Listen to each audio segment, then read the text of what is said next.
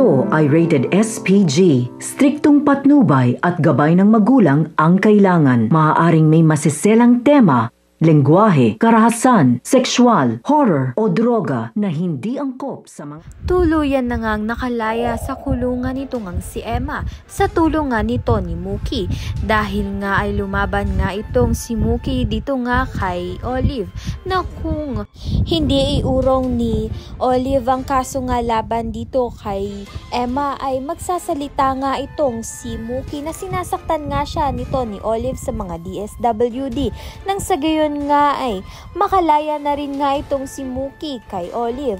Ngunit nagpakumbaba nga itong si Olive dahil hindi niya nga gusto na mawala nga itong si Mookie.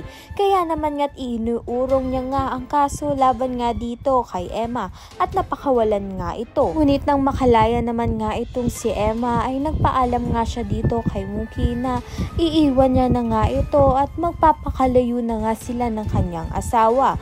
Hindi nga ito natanggap ni Mookie kaya naman nga inisip niya nga ito at naging malungkot siya. Kaya naman nga't nang kinagabihan ito ngang si Mookie ay tumakas nga sa tahanan nga nila nito ni Olive at sasama nga siya dito nga kay Emma. Wala rin naman ngang magagawa itong si Emma kung hindi nga isama nga itong si Mookie dahil gusto niya nga makasama ang kanyang anak. Maitakas nga kaya ni Emma at ng kanyang asawa ito ngang si Mookie at makalayo-layo na nga sila dito kay Olive.